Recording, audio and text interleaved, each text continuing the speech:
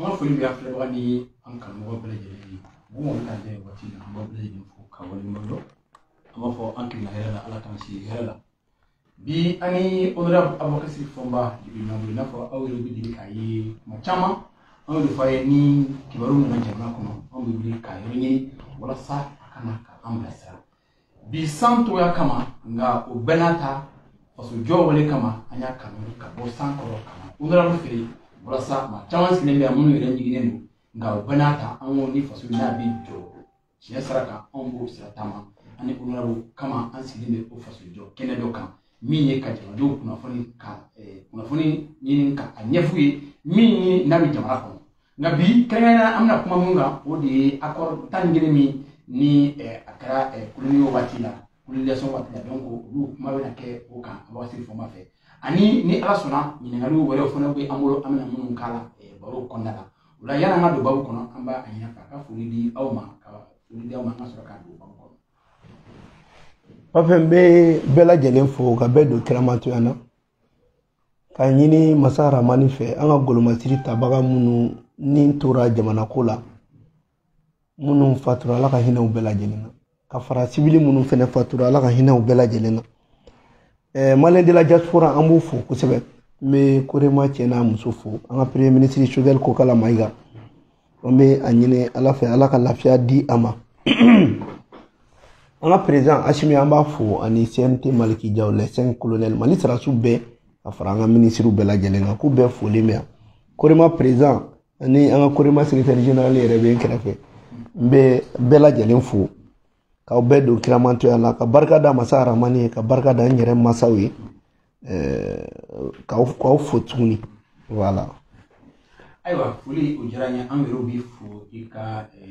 tisori la safani am ujirana ni woni bi ambisina beto ke sabla ma chame sende ko ni do rewni itu ka telefoni ya solo wala sa ka sa jambo no kuma na abosi fomba chaque fois ni am ujirana ni woni ibe ambisina ulambe kolema president ka fu ka kolema ma bele jeli fu itola bi ngari mambolo akor ko kuma akor tangire minni akuma be mo dala fa bele jeli na kuma ifora nga mo ma fa disrala akale on yi ikawolo le di malen chama anam sumama wala sa an ka don ka fo akor munni atemna ni akor tangire minni atemna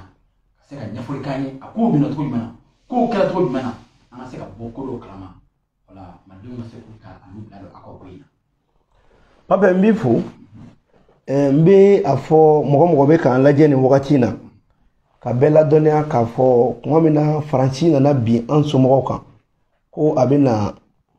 ulado civilisation na ko ka na fen nyefu nyena no kara bingani ka nyeshi an masawma an be mawma no san keme ani sa binani nyinai ambe okuma de babu kono ambe marami kono ko onyefo Franci unana jagoya unana bi anka kanka ansomaw bla jagoya barala ka siraw jo ka baraw bela jelenke o kono na anana wuli ka manga yere ma horonya nyini o Franci ye bolo fin amte ka ambolo da fin tan kelenka fe munu uba adugo meni beba kalama no be se ka fo ko an manga yere ma horonya ta ko nama yambo ke wala tan kele nebe na funga ko le 11 accord ko bengan tan kele alla ya soro bengan bolo no ma blaka me baye ka fo bengan wala o de be ka ke an na dongodo don nama nya ka me kele de la ame yere ma horonya kele la akaka akado kame ka yere ma horonya mi kele ke kame jonya la ka ti muma fo ka nya fo be tabla kurema ira ka fo an kele tintine be yerema horonya sigi chugo sabaka yerema horonya sarasuko bunakun yerema horonya anga soro bunakun yerema horonya ananga kan bunakun donc ibina yeka fo franciyo o yerema horonya bede taka bedo ngalamala donc wala iba famya ka fo kan mu kan yerema horonya soro limunke yerema horonya te sabula yerema horonya abe jonya juru kono alisa wala ibina yeka fo o kono nana o jonya juru kona la ne afraka me yele ma wora ni benga tan kelemi ni o nyefora mo ye suna ka chani oyi ambo benga amba foto kana kakla ka bamana nga nyefo mɔgɔw ka a faamuya bakuruba la a bɛnkan fɔlɔ ko la dette coloniale pour le remboursement des bénéfices de la colonisation ko Faransi ye an bilali min kɛ jɔnya la k'an somɔgɔw minɛli min kɛ k'u fagali minnu kɛ u ye baara min k'o kɔnɔ la k'an ko o segin olu ma m'a dɔn n'a bɛ ka fɛn in faamuya c'est à dire kana bi an kan k'an kɛ jɔn ye o jɔnya fɛnɛ kɔnɔna na u y'an masa minnu jagoya k'u kɛ fɛn sifaya bɛɛ ye u ye sira minnu dilan o la u ye dɔgɔtɔrɔso minnu jɔ o la ko wari bɛ segin olu ma o de la hali Mali kɔnɔ sira caman bɛ yen olu wariw bɛ ka sara Faransi ye donc an b'o o jɔnya juru fɔlɔ kɔnɔ jɔnya juru filanan Papin n'u b'a fɔ ma ko la confiscation automatique des réserves financières nationales ko sɔrɔ o sɔrɔ n'o bɛ an yɛrɛ bolo o sɔrɔ bɛɛ ye Faransi de ta ye o de kama i b'a ye bi Faransi mana wuli u b'a fɔ ko u tɛ se k'anw ka sɔrɔ fɛn to irisiw bolo ko o tɛ bɛn parce que anw ka sɔrɔw u y'o de confisquer k'o di u yɛrɛ ma k'a k'u yɛrɛ ta ye jagoya ko hali ni a ma bɛn an ma o de la i bɛna ye k'a fɔ jamana 14 ni Mali yɛrɛ b'o la olu ka wariw bɛɛ lajɛlen u bɛ sɔrɔ mun kɛ o bɛɛ lajɛlen de cɛlen bɛ ka t'o bila Faransi ka trésor kɔnɔ n'o ye a ka banque ye o la o kɔnɔna na i bɛna ye k'a fɔ o jamana an ka wariw Mali wo la Guinée Mali ni Côte d'Ivoire ninnu anw bɛɛ ka wari cɛlen de bɛ ka taa bila Faransi fɛ yen wa n'a ma ɲɛ Faransi bɛ hali wari di anw ma juru la dɛ n'u bɛ fɛ ka juru don an na an tɛ se ka juru kɛmɛ sarada an tɛ se ka tɛmɛ 20 kan an yɛrɛ ka juru la wa o juru ye juru jumɛn ye juru min ni i ye wari min sɔrɔ salon o wari bɛ faralen ɲɔgɔn kan ka t'o di Faransi ma o wari mun hakɛya mun b'i bolo kɛmɛ o kɛmɛ o bɛ se ka 20 de di e ma o la donc o la a bɛna mun faamuya o la o kɔrɔ ye ko wari tɛ anw bolo anw ka wari de bilalen bɛ Faransi ka banque sago la wa Faransi de bɛ min ka d'a ye a b'o kɛ an ka wari la o bɛ mun yira o kɔrɔ ye ko n'i ye kɛmɛ sarada 80 anw ka nafolo o maralen bɛ Faransi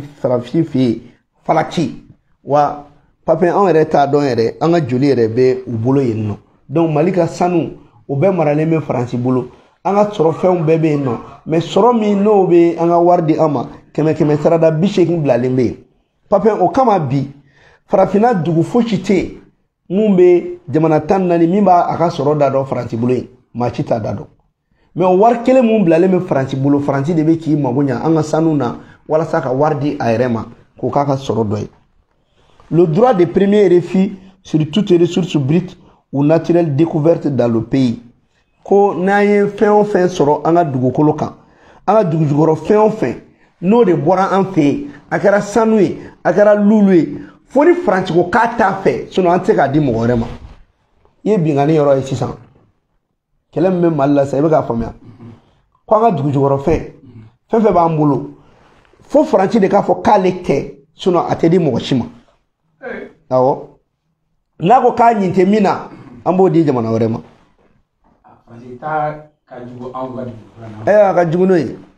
naaninan a bɛ fɔ ma ko priorité aux intérêts et aux entreprises françaises dans les marchés publics et appels d'offres publiques ko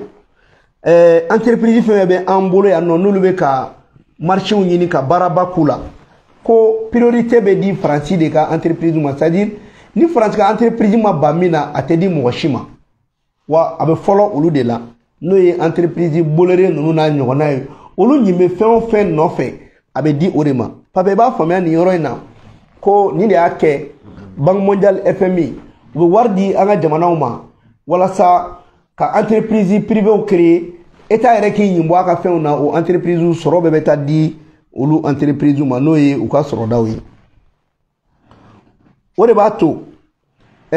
ni an ka jamana ninnu jateminɛ an ka sɔrɔ bɛɛ de bɛ ka cɛ ka bɔ yan ka taga Faransi ni entreprise minnu bɛ baara kɛ i ka jamana kɔnɔ olu bɛ sɔrɔ min don o tɛ to i ka jamana kɔnɔ o bɛ taa fan wɛrɛ fɛ e bɛ fantanya wa e bɛ wari de sɔrɔ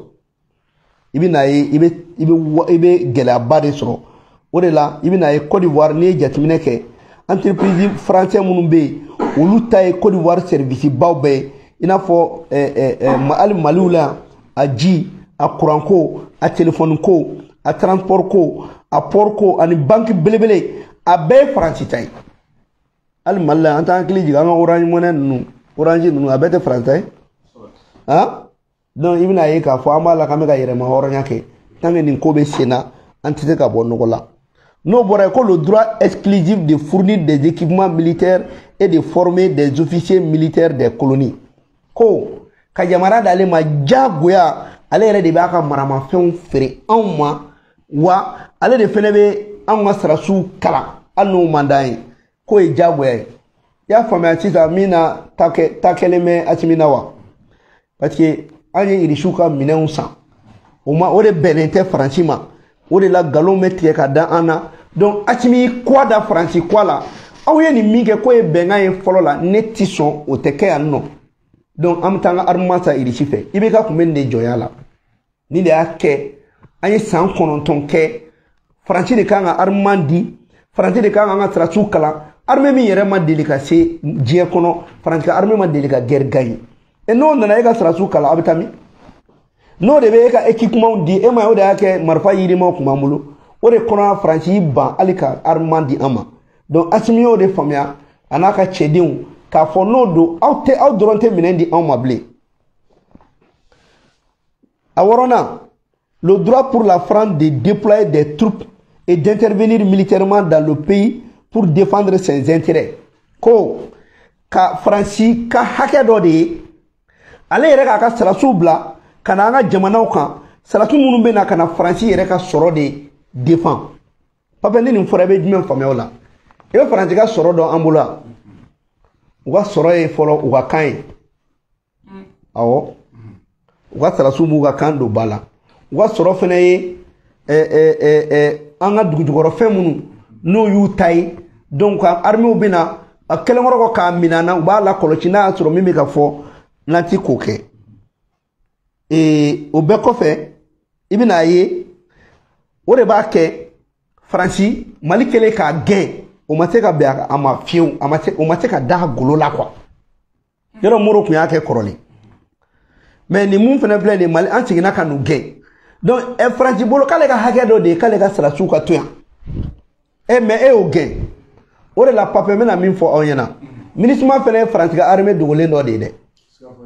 MINUSMA ye faransi ka armée dogolen dɔ ye o de kama MINUSMA fana bɛ nkalon tigɛ la yan o de kama u nana ni MINUSMA jagoya ye k'a sinsin mali la ka sɔrɔ k'a fɔ ko an jɛra n'a ye donc le droit pour la France de déployer des troupes et d'intervenir militairement dans le pays pour ses intérêts o de kama faransi ka régiment 4e régiment militaire olu de tun bɛ ka opération kɛ mali kɔnɔ ni mali armée y'u tɛgɛ ta terroristes dɛmɛni na donc a b'u kɔnɔ ko mali ye u mɔmuso ka ganforo ye k'u bɛna Asimi de ko bon ko droit tɛ aw bolo bilen anw de sago bɛ an ka jamana la wa an y'aw gɛn o de y'a kɛ o ma bɛn o ma papin ni ne ka jugu n'a bɛɛ ye 7e point l'obligation de faire du français la langue officielle du pays et la langue pour éducation ko an ka tubabukan français k'a kɛ an ka kan ye wa ka tila k'a kɛ an ka mara kan ye k'a kɛ an ka ladamu kan ye k'a kɛ an ka miiri kan ye c'est à dire n'an bɛ miiri n'an bɛ ko kɛ n'an bɛ fɛn o fɛn k'an ka diɲɛlatigɛ la an ka tabiyaw an ka miiri cogo an ka taabolo bɛɛ k'o bɛɛ kɛ français la ka tila k'a kɛ français fɛnɛ kɛ an ka miirina taabolo ye donc o kɔrɔ ye mun ye k'an ka si kɛ jɔnya la u bolo olu ka kan de bɛ fɔ mais an ka kanw bɛ bila kɛrɛfɛ Korima b'o de kɛlɛ la bi papin en 1949 mun ye Mao tɔgɔ labɔ diɲɛ dugu o dugu n'u bɔra mara kɔnɔ a bɛɛ y'a ka kan don ba la bon jamana o jamana n'i ma se k'i ka kan don ba la n'an m'an ka kan don ba la o kɔrɔ ye ko faransi ka nin yɔrɔ in l'obligation de faire du français la langue officielle du pays et la langue pour l'éducation n'an m'an ka kan kɛlɛ kɔrɔ k'an bɛ faransi ka jɔnya la ka sababuya kɛ nin yɔrɔ in point 7 ko kan t'an bolo namu t'an bolo miirina tɛ anw bolo anw ti foyi ye olu ka kan de ye anw ka kan ye wa n'u bɛ miiri cogo min an bɛ miiri ten na fɛn bɛɛ o de y'a kɛ hali an ka kiri bɛ tigɛ ni tubabuw ka miirina de ye an ka du bɛ mara ni tubabuw ka miirina ye an bɛ ko kɛ o ye tubabuw ka miirina ye Papa me min fiena wallahi billahi to wuya ka wulu fusa ya ka teme an farafin abaka wulu fe ni farafin wallahi be wulu fe ka teme farafin ni Allah taala che me mo ti to don quoi ni ay to wu yere fe o be ka nyongo boya dorete me giye kono mune la muro keta jama ko kuba fe atara mo ma wuli muna mo ye tegere fo musa tarare ko atara mo ma wuli muna atete nana o take na mo ma wuli ba kundo parce que u be ka kuma to ka kanela angara to ka joni e be ka kuma ka kana e be ka jamana la dem no kan e ka jamana de me famia chudi ha e be ka jamana mara nu ka kan jamana chigile me so chuga muna o yu ka tabule e no e ni domina nu ko be tani ka jamana de un tado be mina parce que e be ka kuma kamuna o luto don ore kama ni aye mo to me transition fe ameka kane do bala meni me sisi ni nga kaira ka fo ni ka kanti bulu ibe jonyala wa dugu bien dugu be bi ku taranya Chine Japon abe aka kane do bala donc nango kame yere ma horya kelela na manga kando bala ame fula 8e à point chekina l'obligation d'utiliser le franc CFA franc des colonies françaises d'Afrique pas ben ko jago ya ayaw jaw amaw jaw abe français fa de du na be fo ma ko jonya wari ne abo de du wode be ka wari aw tate c'est-à-dire ibe ki be ko informer anga français fa anga jonya de be ka fo na ka aw jonga war de ni c'est comme ni gogo saka ka dumuni ne ni baw ka dumuni ni kan jong amunu marala ane ka wari ni donc ko français fa anga warte ulu de ka wardu mais kwanga atanga fo ko jonya wari u faw ya mara jago ya kan u faw ya mara u somo ya mara u ya bima mara ko wa kan fene be mara de la ameka jonya wari de du français pas kro de donc na meka ni soja ko chama mamulo te jonya wari chama ibulu hein aman disi goshinoyi donc ni ma ira ka fo tant que ameka français pas dun ameka jonya war de dun ameka an disi goshino jonya ware ko war bambulu papier à Konontona l'obligation d'envoyer en France un bilan annuel et un rapport d'état des réserves papa kai jaw ami jaw sanwo san soro bi bulu i fen soro fen état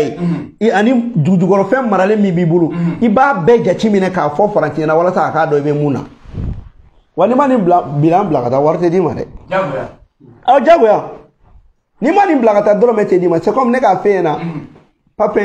i ga furo sangono iye bara mun kɛ iye kaba hakɛya min sɔrɔ iye malo hakɛya min sɔrɔ iye fɛn fɛn sɔrɔ i b'a bɛɛ cine ma jagoya la y'a ye ko an ka président bɛ ni jɔnya de la a mɛnna an bɛ ni jɔnya de la ni yɛrɛ ye wulibali wa o de don fɛnɛ n'an m'o bila ka taa wari tɛ d'i ma ni ma nin bila ka taa hali kan ka 20% i ka wari maralen min bɛ yen kɛmɛ sarada 20 min kan ka d'i ma juru ye o fɛnɛ tɛ d'i ma f'i ka nin bila ka taa. Ore kama we wari intigana me alta mo war kono anga bo warla atimi nga barato da fajona anga bo warla nama bo warla ame kan ere fakadi ame ni be fon munela c'est pour que mo ka do kambe ambi jonya mi kono mo ka te ka degré donc quoi atana et renoncer à toute alliance militaire avec d'autres pays sauf autorisation de la France atimi no ko teke ko an ni mɔgɔ si tɛ jɛ militairement ni Faransi tɛ saracogo bunakun kan an b'a bɛɛ gɛn fo Faransi bi Asimi de ye Faransi gɛn mɔnɛ de donnen b'u la wallahi mɔnɛ de donnen b'u la ayi an ma kɔn mɔ a kan kan dɛ olu ma anw bɛnbaw mara de yan anw de fana an tɛ mara la bilen an bɛ murutili de la o Asimi nale mun filɛ nin a bɛ fɔ ne ma ko révolution kɔrɔ ye maracogo jugu bɛ ka da ne kan n b'o kɔrɔ k'an yɛrɛbakun ta bon Korema b'o kɛlɛ de la révolution bɛ dafa ni jumɛn ye an ka wari ka kɛ an ta ye an ka kan ka k'an ta ye Faransi gɛnnen kɔ armée wɛrɛ min bɛ na a bɛ dépend ni Mali sɔnna min na o bɛ na ni Mali ma sɔn min na o y'o bannen wa tan jigida mɔgɔ kan dɛ ayi an mɔgɔ tɛ mɔgɔ si la an kɔni bɛ jɛ n'i bɛ sɔn an ta ma i b'an bonya a ti y'o de fɔ i k'an bonya n'an ka yɛlɛma hɔrɔnya ye i k'an bonya ko n'an ko min an b'o de kɛ mais an t'i sago kɛ a tan ni kelen na l'obligation de s'allier avec la France en cas de guerre ou de crise mondiale hey ko jagoya ni Faransi ko min e b'o kɛ hali ni diɲɛ kɛlɛ mun daminɛna e ma ye Côte d'Ivoire bɛ ka Faransi dɛmɛ Ukraine na Ukraine guerre y'a faamuya ale ka maa bɛɛ bɛ fan kan a bɛɛ bɛ taa Faransi dɛmɛ ayi mɛko bɛ ko ne fiɲɛna n bɛ k'a fiɲɛna n ko Alassane ninnu ni Macky Sall ninnu n ko jɔnw don u bɛ ka jɔnya baara min kɛ e tulo t'a la ko l'obligation de s'allier avec la France en cas de guerre ou de crise mondiale ko ni kɛlɛba nana diɲɛ kɔnɔ ni Faransi ko a bɛ yɔrɔ min dɔrɔn a bɛ taa yen o tɛ Ukraine kɛlɛ yan Ukraine kɛlɛ daminɛ yɔrɔ Mali ma t'u ka côté mais Côte d'Ivoire ni Sénégal ma taa papa n bɛ fɛ i k'a faamuya ko nin yɔrɔ de la tuguni u taar'u allié Faransi la ko Mali ka n'i ka plainte kɛ Gata ma tun bɛ ka nin 11 accords in développer koyi c'est pour que Malien k'a dɔn ko koko bɛ ka kɛ diɲɛ kɔnɔ ko jɔnya baara de don ne y'a f'i ɲɛna ko Alassane ninnu ni Macky Sall bɛ jɔnya baara la ani Embalo ni Niger président donc Mali ka plainte u t'o dɛmɛ parce que ni Mali ko k'a bɛ taa ni Faransi ye mɔgɔ jɛnnen kan ka taa kiri diɲɛ ɲɛkɔrɔ donc bɛɛ b'u fara Faransi kan k'o tigi kɛlɛ donc Mali bɛ ka kɛlɛ ni nin de ye ne ko e kɛ nin na o ni Mali n'an bɛ ka kɛlɛ ni nin ye olu maa ninnu bɛ jɛkulu min na Mali bɛ mun de kɛ o CEDEAO la yen Mali bɛ mun kɛ UEMOA la yen ni CEFACO ye n'a ma ɲɛ Mali ye ko k'ale ni irisiw bɛ jɛ la mun de bɛ Mali bali irisiw bɛ pôle min na Mali ka t'o la dɛ n'o ye biriki ye an tɛ bɔ nin na siɲɛ kelen irisi ko k'a bɛ k'e dɛmɛ ninnu bɛ ka irisi kɛlɛ ni de la n t'a faamuya mun de la an ka mɔgɔw ni Union européenne bɛ ka jɛ halisa dɛ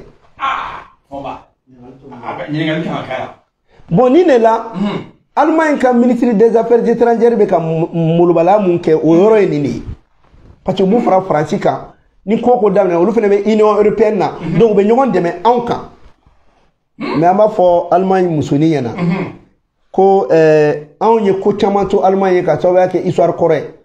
mais n'i ye denjugu sɔrɔ a b'i se kungo ma Allemagne laban denjugu min b'u bolo muso jugunin min b'u bolo ne m'u kɔlɔsi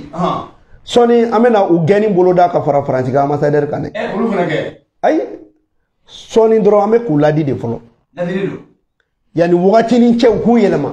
parce que u nacogo ni Faransi nacogo tɛ kelen jamana min ye Mali ka indépendance ko lakodɔn a mɛnna Allemagne b'o la an tɛ kɛ maa maa fitiriwale o de kama an bɛ ka tan ta ni Allemagne ye mais n'a jigi dalen bɛ conférence de Berlin kan k'a ka b'o la donc l'obligation de s'allier avec la France en cas de guerre ou de crise an ka farafinna Union africaine b'o de kɔnɔ o de kama maa si ma se ka Mali ka plainte dɛmɛ ko walasa ko k'a lase i ye jɔnya niveau yan donc farafinna bɛɛ de bɛ jɔnya la an bɛɛ de bɛ jɔnya la a bɛɛ maa si ma sɔrɔ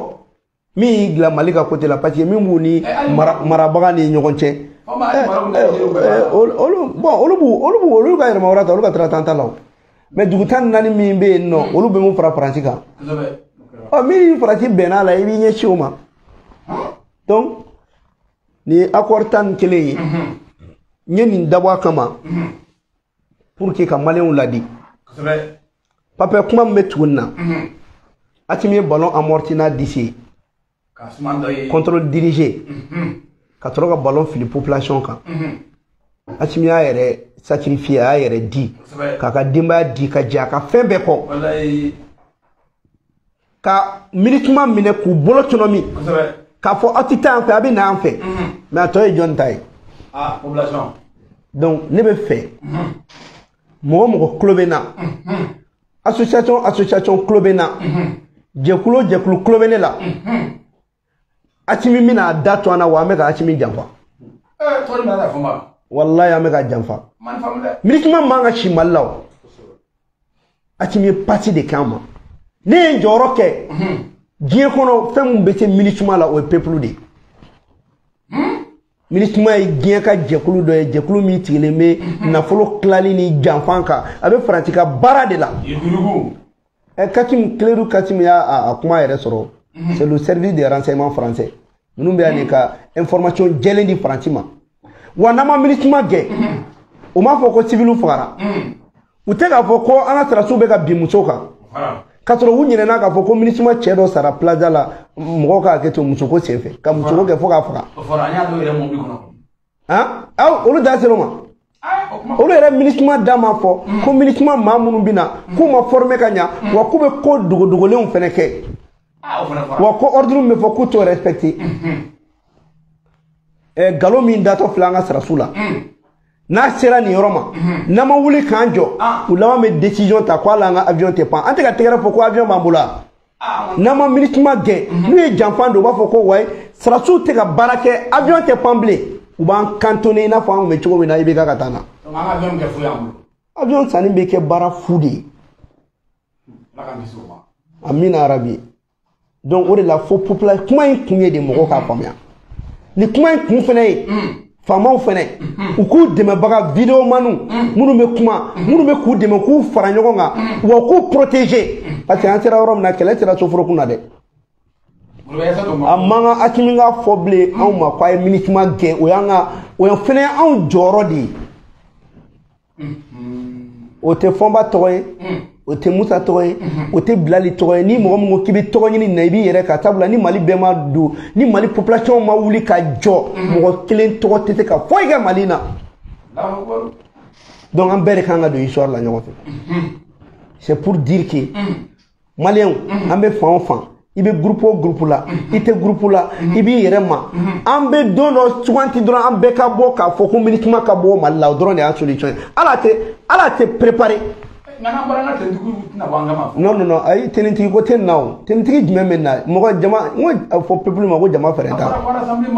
ayi non papa o bila o ma fiyɛ na a ma fɔ mɔgɔ si ɲɛna k'i tɛ ka jamana dɛmɛ ni na permission tɛ demander yɛrɛ autorisation tɛ demander autorisation demandeli kɔrɔ e bɛ fɛ ka autorité da de don kuma na an bɛ a fɔ dɔrɔn ka bɔ bɛɛ b'i ka kɛnɛ minɛ ɛna ala cɛ o sɔrɔdasiw bɛ Mali bolo k'a bɛ se k'an lajɔ hali ni MINUSMA ni Mali militaire bɛɛ fara ɲɔgɔn kan ka Afrique militaire bɛɛ na u bɛ se ka Mali lajɔ wa donc kana nin kuma yɛrɛ kana nin question poser yɛrɛ Maliens ta de y'u ka dugu ye an bɛ fɛ k'an ka jamana de sauver k'a yira ko MINUSMA ka bɔ yan sans délai jamana ye jamanadenw de ta Asimi tɛ ka dɔwɛrɛ kɛ a bɛ ka jamanadenw de ta a y'a ni sacrifier mun na a yɛrɛ kama tɛ o wariko de don wa n'o don a mago bɛ président ɲini na donc ale ani sen colonel an'an ka sɔrɔdasiw olu jɛraw ni ko olu bɛ ka sa k'anw ka bɔ dɔrɔn ka MINUSMA gɛn an bɛ mun de kɔnɔ o la n bɛ min f'i ɲɛna walayi problème fila foyi tɛ Mali la MINUSMA kɔ an bɛ MINUSMA de gɛn peuple de bɛ bɔ minɛ n'an ka jamana kanu ni tiɲɛ don e ko k'i bɛ transition dɛmɛ ne ko n bɛ transition dɛmɛ e ko k'e bɛ Maliko la ne ko ne bɛ Maliko la an bɛɛ b'a dɔn Mali jugu ye MINUSMA de ye bi an bɛ bɔ k'an tɛ MINUSMA ko de la k'u t'anw sécuriser yan ko in sera o yɔrɔ de la kuma tɛ bilen action fo ka taa donc ne bɛ bɛɛ wele an bɛɛ ka ɲɔgɔn wele don dɔ ka fɔ dɔrɔn bɛɛ ka bɔ i mana kɛ yɔrɔ o yɔrɔ MINUSMA bɛ yɔrɔ o yɔrɔ an ka to ka a f'u ɲɛna u tɛ bouger bilen minɛn tɛ kari foyi tɛ kari an bɛ bɔ de an tɛ MINUSMA de fɛ Mali la bilen minɛ wa n'an y'a daminɛ don o don an ka bɔ fo ka taa k'a sɛbɛn an mago tɛ minɛn karili la o an mago foyi t'o la n'aw nana anw population de kama an de ko a t'an sécuriser n'i y'a mɛn bɛ kɛ force d'interposition n ko peuple de b'i fɛ wa minnu bɛ ka baara kɛ MINUSMA fɛ ni Maliens don a ye bɔ an ka fara an kan sabula an bɛna mesure dɔ ta aw fɛn bɛ bɔ MINUSMA la baara bɛ d'aw ma Mali la n'aw tora ko MINUSMA ka baara o baara bɛ tila ka n'aw ka jamana ci wa don dɔ la u b'aw gɛn ka bɔ baara la u bɛ jɔlɔkɔ k'an na yan ala k'an kisi donc an b'a ɲini Masa Rahamani fɛ k'a ɲini Mali corona bɛɛ fɛ k'a ɲini religieux fɛ u k'a fɔ misiriw la u k'a fɔ chrétien kɔnɔ u k'a fɔ fan bɛɛ fɛ an ka bɛn don dɔ kan Malien bɛɛ ka bɔ an ka fɔ k'an tɛ MINUSMA ko la an t'u ka minɛn kari an t'u ka fɛn kari an ka bɔ nin tɛ président ko ye bilen a taara k'o dan an t'ale lajɛ bilen ale y'a yɛrɛ di gouvernement y'i yɛrɛ di bɛɛ y'i yɛrɛ di a tɔ ye anw de k'an jɔ an jɔyɔrɔ la donc o de la accord 11 n y'aw wele Maliens k'a dɔn mun de bɛ yen wa an bɛ jɔnya de la dɛ a bɛ ninnu kɔnɔ k'u fa tiɲɛ de ye Mali ye o de kama Allemagne yɛrɛ bi jɔ Mali tɛ to Russie bolo Faransi yɛrɛ bɛ jɔ a tɛ to Irisimu an ka jamana k'e b'a fɔ ko tɛ to dɔ bolo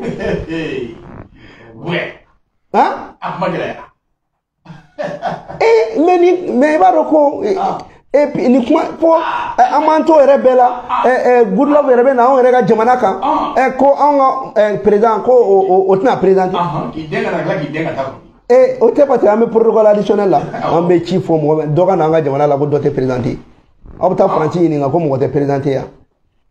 aw bɛ taa Chinois ɲininka aw bɛ taa Nigéria ɲininka waati dɔ de sera Mali population yɛrɛ ka tiɲɛ dɔw fɔ k'olu kumaw ban quoi Alassane ye coup d'état kɛ Côte d'Ivoire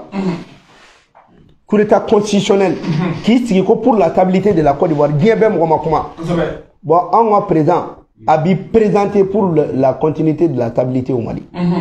donc nin de tun ye fɛn kunkurunin ye ka bɔ ka ɲɛfɔli kɛ